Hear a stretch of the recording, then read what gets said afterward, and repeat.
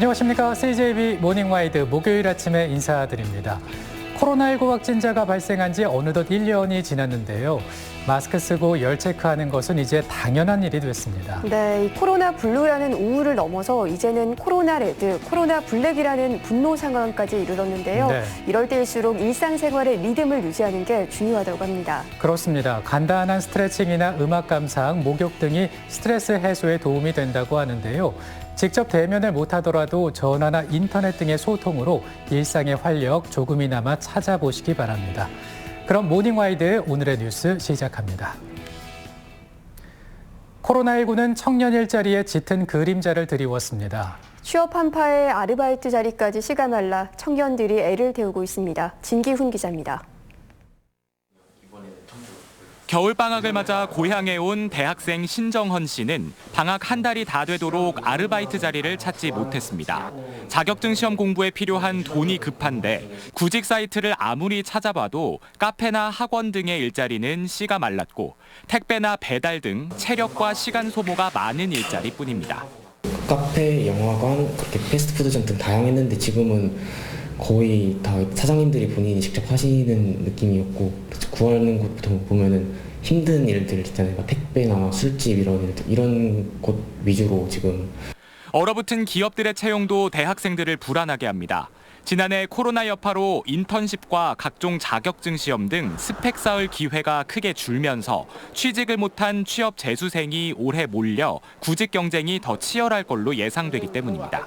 그러니까 특히 저 같은 올해 졸업을 앞둔 사람 입장에서는 좀 약간 초조하다고 해야 되나? 그런 기분이 들 수밖에 없죠. 아무래도 좀 더 나은 스펙의 경쟁자들과 경쟁을 해야 되다 보니까. 전문직이나 공무원 시험은 경쟁이 더 치열해질 걸로 보입니다. 음악을 전공하는 이민지 씨는 문화예술계 산업이 직격탄을 맞는 모습을 보며 공무원 준비로 진로를 틀었습니다.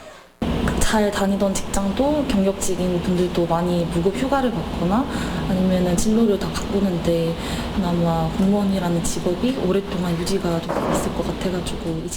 지난해 20대 취업자 수는 전년보다 14만 6천 명 줄어 외환위기 때인 지난 1998년 이후 22년 만에 가장 큰 폭으로 감소했습니다.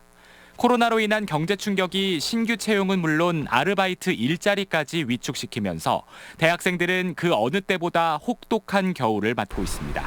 CJB 뉴스 진기훈입니다. 지난해 국내 출생아 수가 30만 명이 붕괴되면서 사상 처음으로 사망자 수보다 적은 인구 데드크로스가 시작됐는데요. 충청북도는 이보다 2년 앞선 2018년 이미 사망자가 출생아 수를 앞지른 것으로 나타났는데 시군별로 보면 상황이 더 심각합니다. 주용관 기자입니다. 부운군 회인면 중심가입니다. 1,700여 명이 거주하는 이곳 회인면에서는 지난해 단 한 명의 신생아가 태어났습니다. 1년 전에도 출생아 수는 2명에 그쳤고 그 사이 72명이 사망하며 인구는 해마다 수십 명씩 줄고 있습니다. 없으니까 일단은 그러니까 더 안 하는 거지. 뭐가 없어요? 젊은 분들이 여기서 뭐 하고 살겠어요. 할 일이 없는데. 출생이 사망자보다 적은 인구 데드크로스 현상은 농촌 지역이 더욱 심각합니다. 부운과 옥천, 영동은 이미 1990년대 사망자가 출생아 수를 앞질렀고 괴산과 단양은 2000년, 북부권인 충주와 제천, 음성도 2015년 인구 데드크로스에 진입했습니다. 진천구는 지난해 말 기준 출생아 수가 단 한 명이 많습니다. 충북 전체 통계로는 지난 2018년 사상 처음으로 사망자 수가 출생아 수를 앞질렀습니다. 대한민국이 첫 인구 데드크로스에 진입한 지난해보다 2년이 빠릅니다. 자연적인 증감이라고 하는 것은 사실상 어려운 그런 부분이 있다고 생각됩니다. 따라서 감소하는 그 충격을 좀 서서히 좀 완화시켜 줄 수 있는 그런 정책이. 지난해 말 기준 출생이 사망보다 많은 지역은 서울과 경기, 인천, 세종과 울산, 제주 6곳뿐입니다. CJB 뉴스 조용광입니다. 충청북도가 20년 동안 무료 개방해온 청주 미동산 수목원을 올해부터 유료화하기로 하고 관련 조례를 손질하고 있습니다. 서비스 향상과 관리 유지를 위한 최소한의 재원이 필요하다는 입장이지만 충분한 의견 수렴 절차를 밟지 않은 상황에서 여론은 곱지 않습니다. 구준혜 기자의 보도입니다.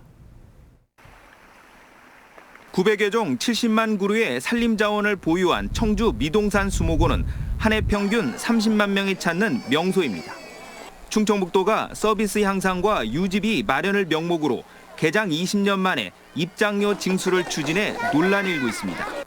어른 2,500원, 청소년 2,000원, 어린이 1,500원을 부과하고 30인 이상 단체와 도민은 500원씩 할인해 줄 계획입니다. 연간 2억 원가량 거칠 것으로 예상하고 관련 조례안을 도의회에 제출했습니다. 하지만 충청남도가 운영하는 금강수목원은 면적이 더 크고 다양한 시설을 갖췄지만 충남 도민에게는 무료로 개방하고 있습니다. 타 지역 주민 입장료도 성인 기준 1,500원으로 충북보다 1,000원 저렴합니다. 이 때문에 미동산 수목원 입장이 유료화되면 기존 이용객들이 다른 곳으로 유출될 거란 우려가 나옵니다. 조례안을 심사할 충북 도의원들 사이에선 찬반이 엇갈립니다. 투자를 통해 시설과 서비스를 개선할 수 있다는 의견과 코로나로 어려운 시기에 적절치 않다는 상반된 의견들이 나오고 있습니다. 도민들하고 시민단체라든지 의견을 충분히 수렴을 해서 신중하게 검토를 한번 해보도록 최선의 노력을 다하겠습니다. 그러나 도는 당초 계획했던 공청회를 코로나19 우려로 생략했습니다. 지난해 가을 입장객 208명을 대상으로 실시한 여론조사에서는 징수에 반대한다는 비율이 찬성보다 3배 많았습니다. 충청북도의회 건설환경소방위원회는 22일 미동산 수목원 입장료 관련 조례안을 본격 심사할 예정입니다. CJB 뉴스 구준혜입니다. 전국 최대 과수화상병 피해 지역인 충북 지역 과수농가에 반년 만에야 보상 절차가 마무리됐습니다. 하지만 앞으로도 꼬박 3년 동안은 입식이 금지된 데다 마땅한 대체 작물도 없어 농민들은 막막한 심정입니다. 이윤영 기자의 보도입니다.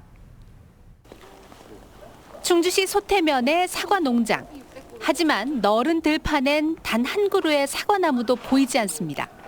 과수 화상병에 감염되면 현재까지 매몰 외에는 다른 치료법이 없기 때문에 나무를 뿌리채 뽑아내 모두 파묻었기 때문입니다. 사과 농사를 위해 지난해 새로 지은 창고 안에는 농기계가 먼지만 쌓여가고 있습니다. 과수 화상병이 발생한 농가에서는 농기계마저 판매나 대여조차 할 수 없어 처분할 길도 막막합니다. 반년이 지나서야 보상 절차가 마무리되면서 보상금을 지원받았지만 앞으로 무엇을 어떻게 해야 할지 막막하기만 합니다. 3년 동안 사과나무나 복숭아나무, 기주작물 심지 말라는데 평생 25년 동안 사과 농사만 졌는데 앞으로 3년을 어떻게 뭔 작물을 심어야 될지 아직 지금 막막합니다, 심정은. 지난해 5월 충주에서 처음 발생한 과수화상병은 제천, 음성, 진천 등 인근 4개 시군 506개 농가 281헥타르의 과수원을 초토화시켰습니다. 전국 과수화상병 피해 면적 331헥타르 가운데 무려 85%를 충북이 차지한 겁니다. 이에 따라 손실보상금 621억 원 가운데 460억 원이 반년이 지나서야 도내 피해 농가에 전달됐습니다. 당장 급한 불은 끌 수 있겠지만 과수농가는 앞으로가 더 걱정입니다. 보상금이 평생 근무하는데 20개월치 퇴직금 준다고 나가라는 그러한 방식의 지금 보상금밖에 안 되고 지금 상황이. 그러면은 우울증에도 도달한 사람도 있어요. 보상금 지급은 마무리됐지만 과수화상병 피해 농가의 한숨은 계속되고 있습니다. CJB 뉴스 이윤영입니다. 충주시와 빅테마파크인 라이트월드 간 법적 다툼에서 2심 재판부도 1심과 마찬가지로 충주시의 손을 들어줬습니다. 충주시는 영업 중인 라이트월드에 대해 강제 철거까지 검토하고 있습니다. 이태현 기자입니다. 지난 2019년 10월 충주시가 개장한 지 2년도 채 되지 않은 라이트월드에 대한 시유지 사용수익 허가를 취소하자 라이트월드는 즉각 반발하며 소송을 제기했습니다.